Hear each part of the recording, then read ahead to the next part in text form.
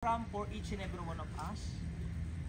Minsan, a-attend ka sa gusto mo. You don't even inform your leader. Pasensya na, di ako makakarating.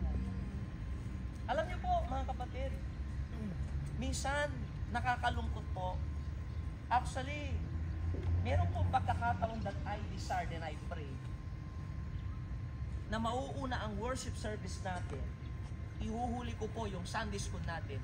And I will ask all the mothers and fathers na dun sila sa parsonage at doon para lang hindi makatakas ang lahat ng mga young people and to tell every young people kung pinapahalagahan niyo po ang gawain ng Diyos at ang pagiging Kristiyano mo. Please, let us know if you cannot attend the church. Let us know if you cannot attend fellowship. Because kung ang gawain yan ay mahalaga, mga kapatid, karapatan mo, mga kapatid, na ipaalam ano yung dahilan mo, bakit hindi ka makaka-attend. Hindi yung kung kailan mo gusto, doon ka pupunta.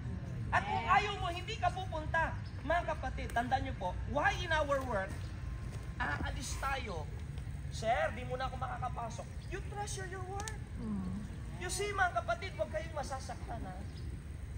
God knows our life and our hearts, and God knows papaano natin siya winawalang kwenta. Tandaan niyo po ito, ang pagbabaliwala sa church ay pagbabaliwala kay Kristo because He's the head of the church. Hindi po ang pastor. Hindi po ang pastor. Ang head ng church, walang iba, si Jesus Christ. Siya po ang nagtalaga niyan. Siya ang naglagay sa iyo sa church.